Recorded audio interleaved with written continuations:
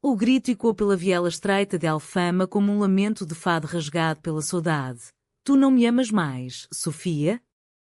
Ou é ela que te rouba o coração agora? Ana, com os olhos flamejantes como as brasas de uma lareira em Belém, avançou contra a parede de azulejos azuis, o peito arfando sob o casaco de linho amassado. Sofia, parada sob o lampião antigo que tremulava como uma vela prestes a apagar, sentiu o mundo ruir ao seu redor, não pelo ciúme de Ana, mas pela dor crua que ele revelava, um abismo de inseguranças tecidas nas noites solitárias de Lisboa, onde o Tejo sussurrava segredos de amores perdidos. Naquele instante, o ar salgado do rio misturava-se ao cheiro de pastéis de nata frescos de uma padaria próxima, mas nada podia adoçar o veneno que corroía o laço frágil entre elas. Era o começo do fim, ou talvez o renascimento de algo mais profundo, sob o céu estrelado de uma cidade que amava com a ferocidade de uma rainha esquecida. Lisboa acordava devagar naquela manhã de verão, com o sol filtrando-se pelas persianas de madeira das janelas em chiado, onde o aroma de café forte se entrelaçava ao perfume das damas de noite que ainda resistiam à luz do dia. Ana Carvalho, aos 35 anos, CEO de uma startup de vinhos orgânicos que conquistava paladares de Paris a Nova York, ajustava o colarinho da blusa de seda branca no espelho do quarto minimalista, decorado com gravuras de azulejos do século XVII. Seus cabelos castanhos, cortados em bob elegante, emolduravam um rosto de traços afiados, herdados da avó minhota que contava histórias de sereias no Douro. Mas por trás da fachada de poder, reuniões em terraços com vista para o castelo de São Jorge, negociações que faziam tremer concorrentes centenários, Ana carregava uma solidão que nem os melhores rótulos do Porto podiam embriagar. Ela desceu as escadas do prédio antigo, restaurado com o suor de anos de herança familiar, e saiu para a rua empedrada, onde um grupo de turistas ria ao som de um acordeonista tocando Grândola, Vila Morena. O telefone vibrou no bolso, uma mensagem de Sofia. Boa manhã, amor. Ensaio de fado esta noite no bairro Alto. Vens? Ana sorriu, mas o sorriso era frágil como um copo de cristal de alcobaça. Sofia Mendes, 32 anos, era o oposto dela, uma fadista de voz rouca que ecoava nas tabernas enfumaçadas de Alfama, com cabelos negros ondulados caindo como cachoeiras sobre ombros tatuados com motivos de oliveiras ancestrais. Elas se conheceram há 6 meses, num festival de fado em Coimbra, onde o lamento de Sofia sobre amores traídos percutiu o coração blindado de Ana como uma flecha envenenada de desejo. O dia de Ana transcorreu em um turbilhão de e-mails e chamadas, na sede da empresa em Alcântara, um armazém convertido com paredes de tijolo exposto e garrafas de vinho alinhadas como soldados em uma adega subterrânea. Ela fechou um contrato com um distribuidor francês, brindando com o time ao som de copos tilintando, mas sua mente vagava para Sofia, para as noites em que elas dançavam descalças na cozinha de Ana, cozinhando bacalhau à brás ao som de Amália Rodrigues nos giradiscos vintage. Tu és a minha Portugal inteira, Sofia sussurrar uma vez, os lábios roçando a orelha de Ana enquanto o vapor da panela subia como névoa do Tejo. Mas ultimamente as sombras se insinuavam, as ausências de Sofia nos ensaios noturnos, as risadas compartilhadas com aquela violinista, Marta, que sempre aparecia nos intervalos com olhares cúmplices demais. À tarde, Ana cancelou uma reunião para passear pelo Lisboa Factory, o antigo complexo industrial transformado em hub criativo, onde grafites coloridos narravam histórias de resistência lisboeta. Comprou um caderno de cor para Sofia, imaginando-a rabiscando letras de fado nele, mas o ciúme já ruía como o sal do mar nas feridas abertas. Por que ela ri tanto com Marta? Será que eu sou só a rica executiva que paga as contas? Pensou, enquanto o vento do Atlântico bagunçava seus papéis. Noite caiu como um manto de veludo negro, e Ana dirigiu seu Mini Cooper clássico pelas curvas do bairro Alto, o coração acelerado como um motor rugindo nas subidas íngremes.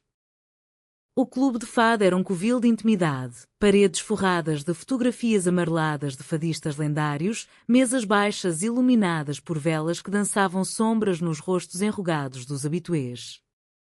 Sofia subiu ao palco, o vestido preto justo realçando as curvas suaves, a guitarra ao lado como uma confidente fiel. Sua voz irrompeu. Estrangeira, eu sei que és e que vens de longe. E Ana, sentada na primeira fila, sentiu o peito apertar. Os olhos de Sofia encontraram os dela, um brilho de cumplicidade, mas então Marta, a violinista de cabelos ruivos e sardas, juntou-se com um solo delicado e o riso que escapou dos lábios de Sofia foi como uma lâmina. Após o show, no beco atrás do clube, veio o que mudaria tudo. Ana esperou a Sofia sair, fumando um cigarro nervoso, hábito que ela jurara abandonar após a morte da mãe de câncer nos pulmões. Quando Sofia emergiu, abraçando Marta em um gesto de gratidão, Ana explodiu. Tu não me amas mais, Sofia? Ou é ela que te rouba o coração agora? As palavras saíram como um trovão e quando nas paredes úmidas. Sofia congelou, os olhos castanhos dilatados de choque, enquanto Marta se afastava discretamente, murmurando um boa noite apressado. Ana, o que é isso? Marta é só uma amiga, como tantas outras no fado. Tu sabes como é esta vida, cheia de almas que se entrelaçam na dor da música. Mas Ana não ouvia. O ciúme, alimentado por noites de insônia revisitando fotos antigas de ex-namoradas de Sofia postadas no Instagram, tomava conta. Elas discutiram sob a luz amarelada dos lampiões, vozes baixas para não acordar os vizinhos que sonhavam com saudades em apartamentos apertados. Eu dou tudo por ti, o meu tempo, o meu mundo. E tu? Ensaios até de madrugada, risos com ela que eu nunca ouço. Sofia tocou o braço de Ana, suave como pétalas de jasmim, mas a executiva se afastou, lágrimas quentes traçando linhas no rosto maquiado. Talvez eu seja só a tua escapada burguesa, enquanto o fado te leva para braços mais autênticos. A reconciliação veio aos tropeços, num táxi de volta ao apartamento de Ana em Príncipe Real, onde jardins escondidos florescem em segredo como amores proibidos. Elas se abraçaram no banco de trás, o motorista ignorando o choro abafado, e Sofia sussurrou, o fado é dor, mas contigo é esperança. Não me percas por fantasmas. Naquela noite, deitadas na cama de lençóis de linho fino, Ana confessou pela primeira vez sua infância em uma família conservadora de Évora, onde o pai, um enólogo rígido, via a homossexualidade como um vinho azedo de ser descartado. Sofia, órfã de mãe fadista e criada pela avó em uma casa de moraria, compartilhou histórias de rejeições em tabernas onde mulheres como elas eram sussurradas como escândalos. O ciúme de Ana não era só possessividade, era medo de perder o primeiro amor que a fazia sentir viva, além dos balanços financeiros e prazos apertados.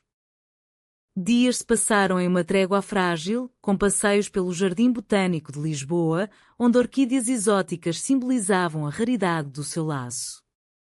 Ana mergulhou no trabalho, expandindo a linha de vinhos para incluir um rótulo inspirado em Sofia, saudade lésbica, um branco leve com notas de laranja e mar. Mas o ciúme incontrolável voltava em ondas, como as marés de Cascais. Uma noite, ao ver Sofia trocar mensagens com Marta sobre uma colaboração em um festival em Porto, Ana invadiu o quarto, o telefone na mão. O que é isso? Planejam fugir para o norte sem mim? Sofia, exausta de um dia de gravações, rebateu. É trabalho, Ana. Tu vês monstros onde há só notas musicais. A discussão escalou, pratos de azulejos herdados da avó de Ana se estilhaçando no chão da cozinha e quando como corações partidos em uma ópera trágica. A calmaria pós-tempestade durou o tempo de uma garrafa de vinho verde, fresca e efervescente como o riso forçado que Ana exibia em jantares de negócios. Sofia, sempre a âncora emocional, sugeriu uma escapada para Sintra, a terra dos palácios encantados e florestas enevoadas, onde reis e rainhas outrora teciam romances proibidos. Vamos nos perder nas brumas, como nas lendas, disse ela, embalando Ana em um abraço que cheirava a lavanda de alfama. Partiram ao amanhecer o Peugeot de Sofia serpenteando pela A5, com fado tocando baixo no rádio. Meu amor, de Marisa, uma balada que falava de corações que se recusam a soltar. Sintra as recebeu com neblina romântica, o Palácio da Pena erguendo-se como um conto de fadas colorido no topo da serra.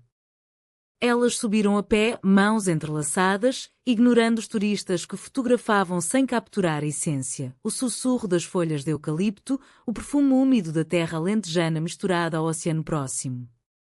No terraço do palácio, com vista para o Atlântico revolto, Ana abriu-se mais. Eu cresci acreditando que amor era dever, como colher uvas no vinhedo do pai. Contigo é rebelião e isso me aterroriza. Sofia, encostada na balaustrada de ferro forjado, respondeu com um beijo leve na têmpora. O amor verdadeiro é como o fado, dói, mas liberta. Não temas o que nos une. Almoçaram em uma tasquinha local, devorando trutas grelhadas com azeite de trás-os-montes e conversando sobre sonhos. Sofia sonhava em gravar um álbum dedicado às mulheres invisíveis da história portuguesa, rainhas esquecidas, poetisas silenciadas. Ana, inspirada, prometeu patrocínio, imaginando capas com azulejos estilizados de figuras femininas entrelaçadas. Mas o ciúme, esse demoninho insidioso, espreitava nas sombras. No caminho de volta, pararam em uma feirinha de artesanato, onde Sofia experimentou um colar de filigrana de Gondomar, presente de Marta para o festival. Ela tem bom gosto, comentou Sofia inocentemente, e Ana sentiu o estômago revirar como vinho azedo. De volta a Lisboa, a rotina as engoliu. Ana enfrentava uma crise na empresa, um investidor conservador, um homem de Setúbal com bigode grisalho e ideias arcaicas, questionava a imagem moderna demais da marca, aludindo sutilmente à vida pessoal de Ana. Em Portugal, tradição é sagrada, Senhora Carvalho. Não queremos escândalos nos rótulos. Ela engoliu a raiva, assinando papéis com mãos trêmulas, mas à noite, desabafava com Sofia em um terraço com vista para o 28 de tramway rangendo nas colinas. Eles me veem como aberração, mas tu me fazes rainha. Sofia cantava baixinho, uma melodia improvisada sobre amores que desafiam o Tejo. O ponto de ruptura veio em uma festa de gala no Hotel Ritz, um bastião de luxo lisboeta onde lustres de cristal iluminam salões com tapeçarias de tapeçaria de arraiolos. Ana, em smoking sob medida, circulava entre elites, enólogos franceses, atrizes de telenovelas, políticos com sorrisos ensaiados.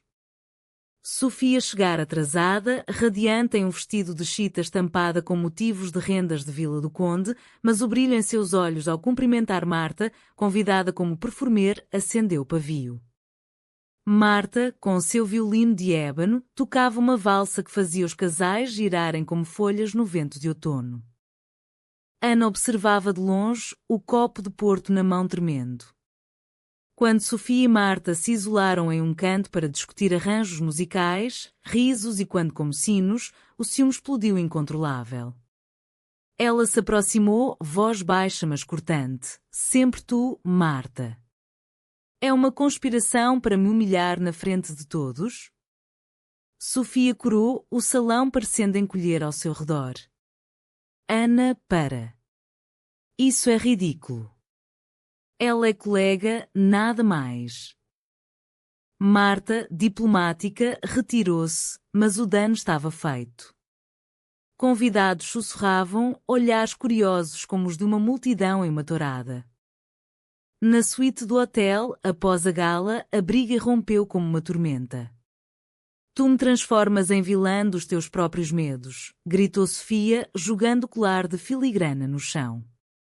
Ana, lágrimas escorrendo, rebateu, e tu me fazes duvidar de tudo.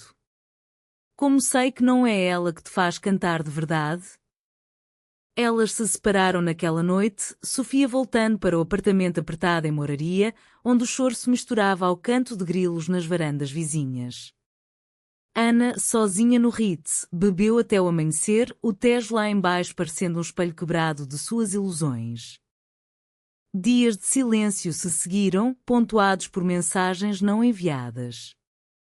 Ana mergulhou no trabalho, lançando o vinho Saudade Lésbica em uma degustação no Museu do Vinho do Porto, ironia cruel, já que Sofia estava em Porto para o festival. Relatos nas redes sociais mostravam Sofia brilhando no palco com Marta, fotos de abraços pós-show que Ana interpretava como traições. O ciúme a consumia, fazendo-a ignorar chamadas de amigos como o tio enólogo, que alertava: o amor não é vinagre, sobrinha. Deixa respirar. Uma noite, impulsionada por um vinho tinto encorpado de Douro, Ana pegou o trem noturno para Porto. Chegou à Ribeira ao luar, o Douro refletindo luzes como joias em uma coroa. O festival acontecia na Casa da Música, um ícone moderno contrastando com a arquitetura barroca da cidade. Ela se esgueirou para o camarim, coração batendo como tambores de uma procissão de Corpus Christi. Sofia, maquiada com delineador preto que realçava olhos exaustos, ergueu o olhar surpresa. Ana? O que fazes aqui? Eu vim buscar o que é meu, ou admitir que te perdi. As palavras saíram roucas, e Sofia, tocada, puxou-a para um abraço. Mas o ciúme ainda pairava, e quando Marta entrou para parabenizar, Ana se retesou. Não agora, murmurou Sofia, dispensando a amiga. Elas saíram para as ruas de Gaia, atravessando a Ponte Luís I sob estrelas que pareciam olhos de saudade. Em um banco à beira-rio, Ana confessou: meu ciúme é um monstro nascido do medo de não ser suficiente. Tu és a minha luz, Sofia, mas eu apago-a com sombras. Sofia, com voz suave como uma brisa do Atlântico, respondeu: então deixa a luz entrar. O fado ensina que a dor é ponte para a cura. Elas beijaram-se ali, sob o rugido distante das águas, um beijo que selava trégua, mas semeava sementes de conflitos maiores. Porto as envolveu em seu abraço ribeirinho por mais 2 dias, um interlúdio de paz tecida com fios de vinho do Porto e passeios pelas caves de Vila Nova de Gaia.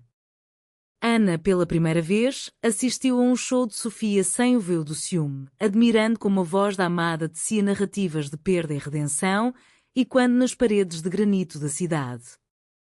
Tu cantas a minha alma, disse Ana após uma apresentação, oferecendo um buquê de rosas de Monsanto, símbolo de amor resiliente em solos áridos.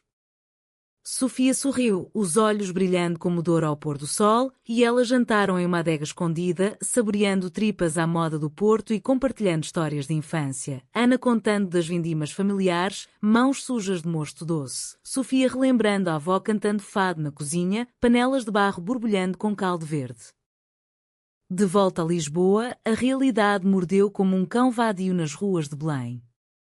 A empresa de Ana enfrentava turbulências. O investidor de Setúbal ameaçava retirar fundos, citando rumores sobre a conduta pessoal da CEO em um e-mail gélido que Ana leu no trem Alfa Pendular, o estômago revirando como ondas em Nazaré. Ela não contou a Sofia imediatamente, temendo que o estresse reacendesse o ciúme, mas o segredo pesava como uma âncora.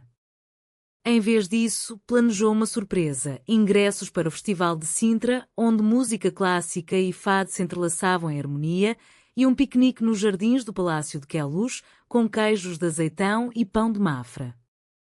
A noite da confissão noturna chegou como um sussurro do destino. Era uma quinta-feira chuvosa, o tipo de chuva lisboeta que lava as ruas mas não as almas, transformando o Tejo em um espelho prateado. Sofia terminara um ensaio exaustivo no Lux Frágil, clube noturno onde o fado moderno pulsava com beats eletrónicos, e Ana esperava no mirador de Santa Catarina, com uma garrafa de moscatel de Setúbal e um cobertor de lã alentejana. Vem, amor. A cidade nos deve uma trégua, disse Ana, estendendo a mão. Sofia, encharcada mas radiante, aceitou, e elas subiram para o terraço privado de um amigo arquiteto, com vista panorâmica para as 7 colinas iluminadas como um presépio vivo. Sob um céu que clareava aos poucos, estrelas pontilhando a abóbada como diamantes em uma tiara de rainha, Ana preparou o terreno. Elas se sentaram no chão de mosaico português, copos tilintando em brinde a nós, contra o mundo. O moscatel desceu doce, aquecendo veias frias, e Sofia começou a cantar baixinho, uma versão acústica de Comigo é Natal, adaptada para evocar não festas, mas encontros inesperados. Ana, embriagada não só pelo vinho mas pela vulnerabilidade da amada, sentiu as palavras subirem como bolhas. Sofia, eu preciso te dizer algo que me corrói há semanas. Sofia parou, o violão de lado, olhos atentos como os de uma coruja em noite de lua cheia. Fala, Ana. O fado é confissão e eu sou tua plateia. Ana respirou fundo, o ar úmido carregado de jasmim e mar. O investidor. Ele sabe de nós. Ameaça tudo que construí. Diz que minha vida pessoal mancha a tradição portuguesa, que vinhos são para famílias normais. E eu? Eu pensei em te esconder, em fingir para salvar a empresa. Mas isso me mataria mais que qualquer perda financeira. Lágrimas rolaram, quentes contra o frio da noite, e Ana continuou. Tu és o meu maior risco e a minha maior vitória.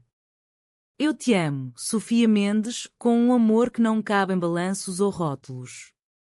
Perdoa o meu ciúme, que é só medo de te perder para um mundo que nos rejeita. Sofia, tocada até o âmago, puxou Ana para si, os corpos moldando como peças de um azulejo quebrado se recompondo. Meu amor, o mundo pode nos julgar, mas o Tejo nos testemunha. Eu te amo não apesar das tuas sombras, mas por causa delas, elas te fazem real, como o fado sem dor é só canção vazia. Elas se beijaram então, um beijo lento e profundo, sob as estrelas que pareciam aprovar, o som distante de um elétrico rangendo como um coração batendo. Naquela confissão noturna, o ciúme de Ana se dissolveu parcialmente, dando lugar a uma intimidade crua, onde promessas foram tecidas como rendas de Viana do Castelo. Mas a vida, como o fado, não permite pausas eternas.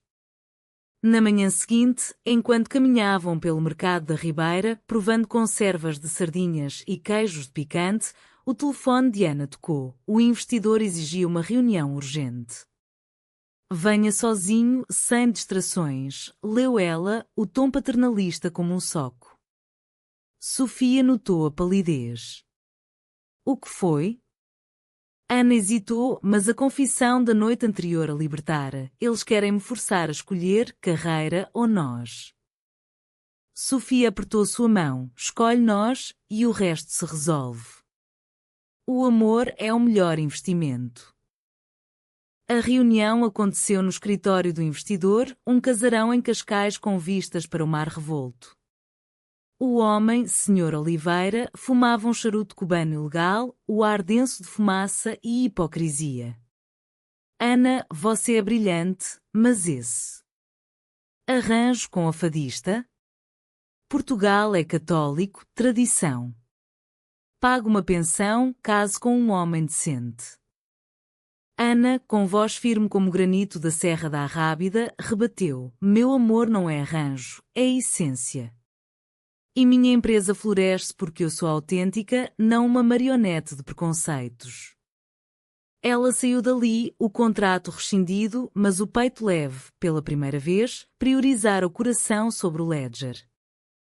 Sofia esperava no carro, com um almoço de bifanas quentes. E então? Ana sorriu, exausta mas vitoriosa. Perdi um investidor, mas ganhei clareza. Elas dirigiram para a costa da Caparica, banhos de sol na areia dourada, ondas lambendo os pés como promessas de futuro.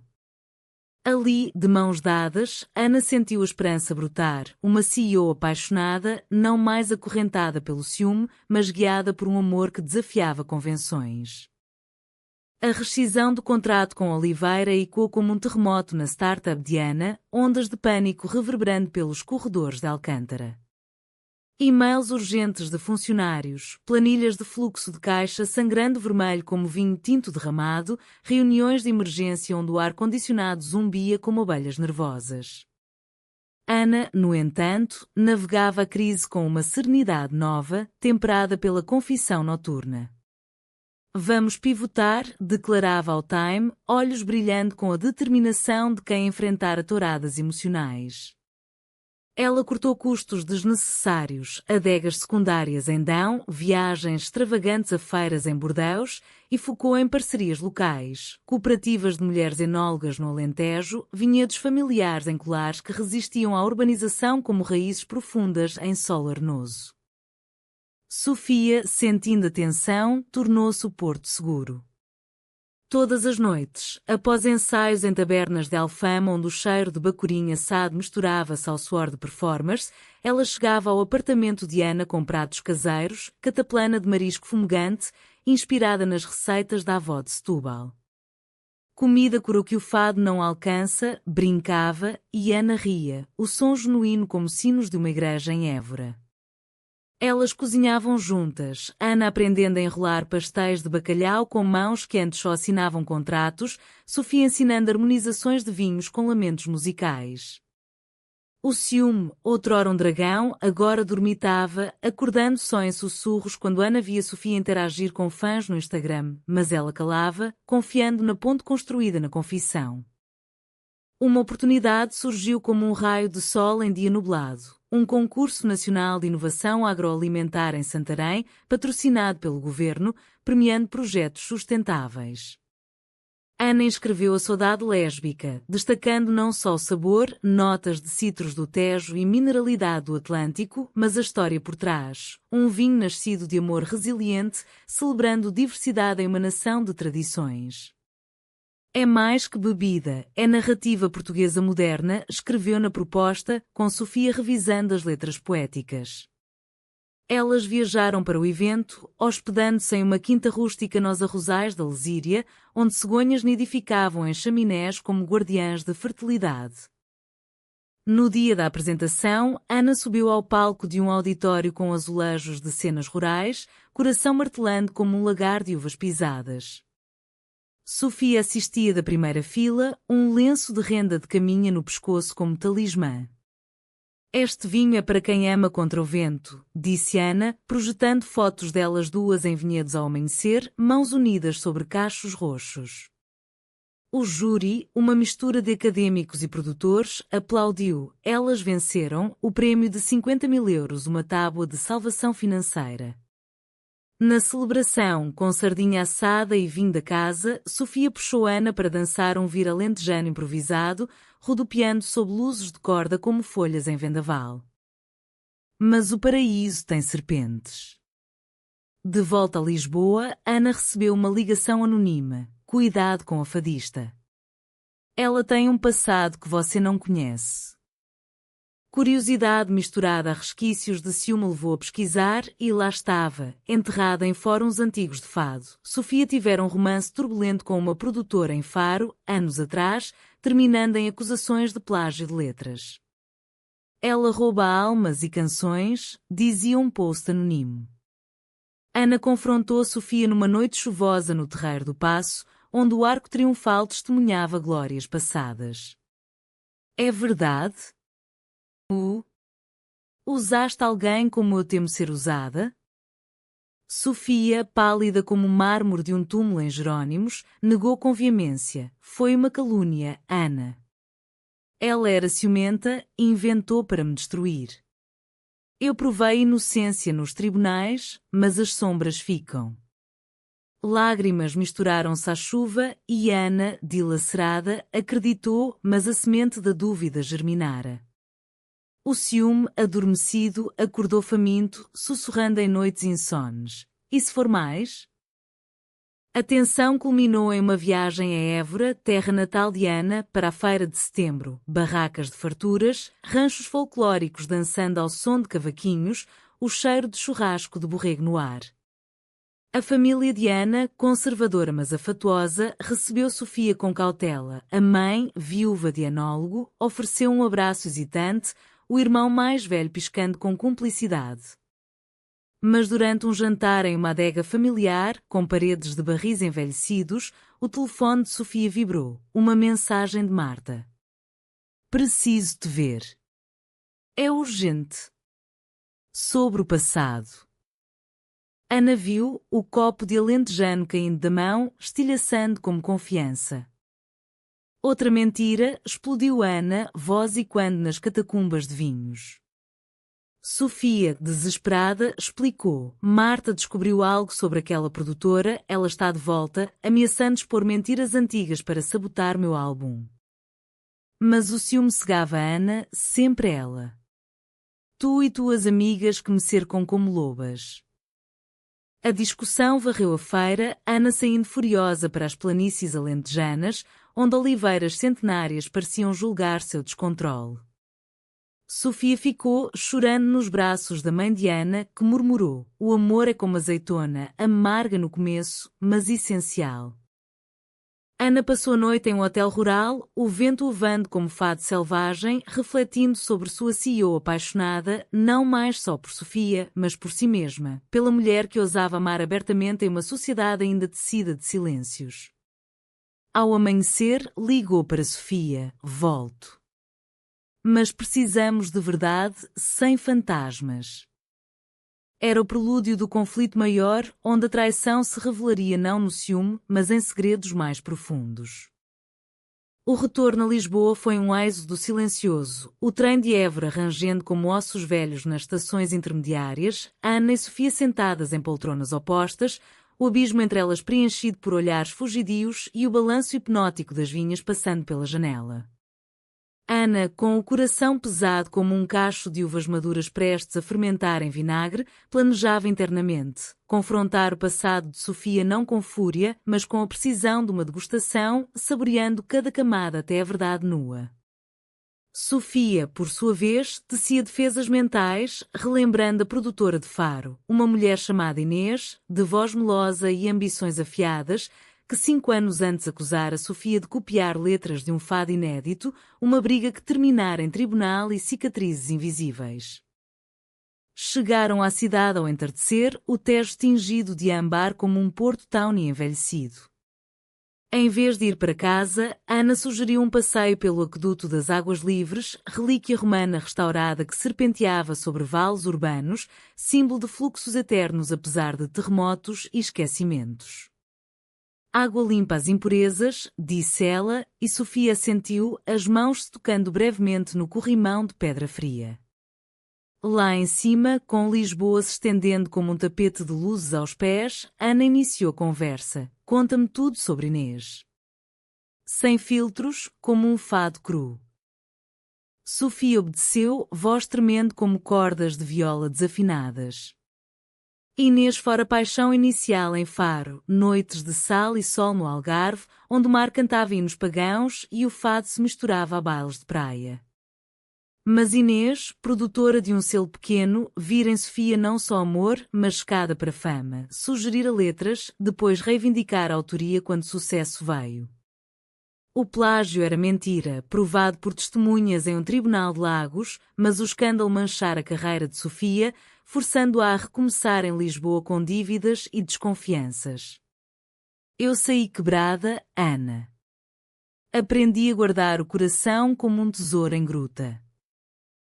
Ana ouviu o vento bagunçando seus cabelos e pela primeira vez viu não ameaça, mas humanidade na fragilidade de Sofia. Eu te julguei por medos meus. Meu ciúme é espelho do que temo em mim, a CEO que esconde vulnerabilidades atrás de números.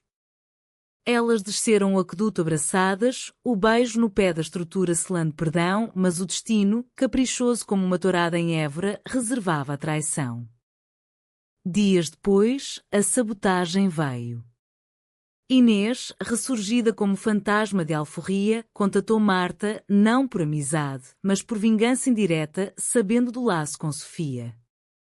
Usando contatos velhos, Inês vazou documentos falsos para a imprensa, alegações de que o álbum de Sofia continha plágios recentes, citando Saudade Lésbica como inspiração roubada por uma faixa. A notícia explodiu no Correio da Manhã, manchete sensacionalista. Fadista acusada de roubo, amor ou plágio na nova geração? Fotos de Sofia e Ana em vinhedos, tiradas de redes sociais, ilustravam o artigo, insinuando que o relacionamento era estratégia de marketing. O caos irrompeu. A startup de Ana perdeu distribuidores, não queremos controvérsia nossas prateleiras, e-mails frios como névoa de Sintra. Amigos ligavam, a mãe de Ana chorava ao telefone. Filha, isso mancha o nome da família. Sofia, devastada, trancou-se no estúdio em Alfama, voz embargada em ensaios cancelados. Marta, inocente mas implicada, confessou a ligação de Inês. Ela me ameaçou, Ana. Eu devia ter dito antes. O ciúme de Ana, ironicamente, dissolveu-se na fúria compartilhada. Em vez de culpar Marta, ela abraçou. Somos aliadas agora. O Alto Trau veio em uma coletiva de imprensa improvisada no Museu do Fado, um santuário de memórias com vitrines de guitarras amareladas e discos de celuloide. Ana, ao lado de Sofia, enfrentou repórteres ávidos como corvos em carniça. Isso é calúnia, não controvérsia, declarou Ana, voz firme como o sino da Basílica dos Mártires. Apresentou provas, e-mails antigos de Inês, laudos periciais de letras, depoimentos de músicos. Sofia cantou então, a capela, a faixa acusada, Tejo de duas almas, voz rasgando o ar como um lamento que cura. A plateia, misturando jornalistas e fãs, aplaudiu de pé, lágrimas nos olhos. O amor delas, exposto, tornava-se escudo. Mas a traição pessoal veio de onde menos esperavam. O tio de Ana, enólogo respeitado, pressionado por Oliveira, sugeriu em particular que Ana terminasse o caso para salvar a família. É por bem, sobrinha. Portugal perdoa muito, mas esquece pouco. Ana descobriu por um e-mail acidental, o coração partindo como o barro de Estremoz. Confrontou o tio em uma vindima no Douro, uvas esmagadas sob pés descalços simbolizando sua dor. Tu me traíste, tio. O sangue é mais fraco que o amor. Ele, envergonhado, confessou, medo de perder tudo, como perdi teu pai para vinho ruim. Perdão veio relutante, mas veio, humanizando até os traidores. Sofia e Ana, fortalecidas, contra-atacaram uma campanha nas redes, Amor Sem Plágio, com vídeos de vinhedos e palcos, celebrando a autenticidade lésbica em contextos portugueses. Apoio veio de fadistas como Carminho, enólogas feministas, até o Presidente da República tuitando sobre diversidade como herança. A empresa de Ana renasceu, com novos investidores, jovens progressistas de Coimbra, e o álbum de Sofia disparou nas paradas, Tejo de duas almas tornando-se hino de resiliência. O furacão da controvérsia amainou como uma tempestade atlântica cedendo ao azul eterno, deixando Lisboa mais vibrante, como se a cidade, mãe de saudades, aprovasse a catarse. Ana e Sofia emergiram transformadas. A CEO, outrora prisioneira de planilhas e preconceitos, agora liderava com empatia, contratando uma equipe diversa que incluía fadistas para eventos de lançamento de vinhos, harmonizações onde o lamento se casava ao encorpado de um tinto. O sucesso é sinfonia, não solo, declarava ela em entrevistas à RTP, olhos suavizados pelo amor. Sofia, liberta das sombras de Faro, gravou o álbum em uma semana de retiro na Serra da Arrábida, convento abandonado como cenário, onde monges outrora cantavam salmos e agora ecos de fado lésbico preenchiam os arcos de pedra. O relacionamento delas floresceu em ritmos novos, tecidos com fios de rotina e espontaneidade portuguesa. Manhãs começavam com café na Brasileira, em Chiado, onde poetas como Fernando Pessoa outrora sonhavam, e elas rabiscavam planos em guardanapos, um festival conjunto em Óbidos, vila literária de muralhas medievais. Tardes eram de trabalho paralelo, Ana em reuniões virtuais com vinhedos de bairrada, Sofia ensaiando com Marta, agora amiga irrepreensível, o ciúme de Ana reduzido a uma lembrança distante, como névoa dissipada pelo sol. Noites pertenciam ao prazer simples, piqueniques no Parque Eduardo VII, com empadas de galinha e conversas sobre o futuro, a adoção, talvez, ou uma casa em Tavira, onde o Algarve sussurra promessas de paz. Mas o humanismo da história residia não na vitória fácil, mas na aceitação das cicatrizes. Uma noite, em um terraço em Belém com vista para o mosteiro dos Jerónimos, testemunha de descobrimentos e amores navegantes, Ana sofreu um colapso. O estresse acumulado, agravado por uma úlcera diagnosticada em check-up, a derrubou em prantos. Eu sou forte por fora, mas por dentro. Sou vidro fino, Sofia. E se eu quebrar?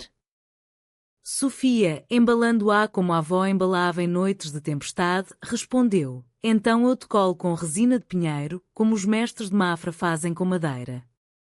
O amor não é perfeição, é paciência. Elas buscaram terapia conjunta, com uma psicóloga em Lisboa especializada em casais LGBTQ+, sessões em um consultório com vista para o Jardim da Estrela, onde pavões desfilavam como rainhas andróginas. Ali desenterraram raízes, o medo de Ana de abandono, herdado do pai ausente nas vindimas, a culpa de Sofia por trazer drama ao amor. Somos humanas, não ídolos de azulejo, concluiu a terapeuta, e elas saíram mais leves, prometendo cartas semanais, tradições inspiradas em epístolas de Camões, trocadas em segredo como amores proibidos. O clímax emocional veio no Natal, em uma viagem à terra da mãe de Sofia, uma aldeia no Minho onde neves raras cobriam vinhedos adormecidos. A família extensa, tias com chales de lã, primos cantando janeiras, recebeu Ana com hesitação inicial, mas o vinho que ela trouxe, um espumante de bairrada borbulhante como risos, quebrou gelos. Na véspera, sob um pinheiro decorado com filhós e rabanadas, Sofia e Ana trocaram votos privados. Eu te escolho, nos ciúmes e nas confissões, na esperança e na dor. Um beijo sob a árvore, neve caindo como confetes divinos, selou o compromisso. A esperança da CEO apaixonada se concretizou no ano novo, em uma festa no Rocio onde fogos iluminavam o céu como estrelas caídas. Ana anunciou a expansão da empresa, uma linha de vinhos herança quer, doações para ONGs de direitos LGBTQ+, em Portugal, parcerias com artistas como Sofia. O amor impulsiona inovação, disse ela ao microfone, Sofia ao lado, mão na dela. A multidão aplaudiu, o Tejo e Quando Vivas, e pela primeira vez, Ana sentiu-se inteira, não apesar de ser lésbica em uma nação de santos e saudades, mas por causa disso. O final não era de conto de fadas sem espinhos, mas humanamente perfeito. Elas adotaram um cachorro de rua, um vira-lata de olhos castanhos como o Douro, batizado de Fado.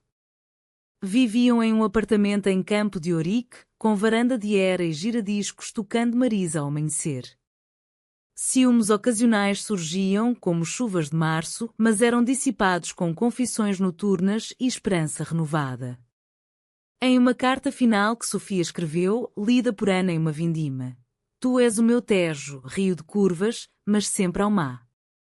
E assim, em Portugal de azulejos e lamentos, seu amor florescia, eterno como o oceano que beija as praias de uma nação que, aos poucos, aprende a abraçar todas as suas filhas.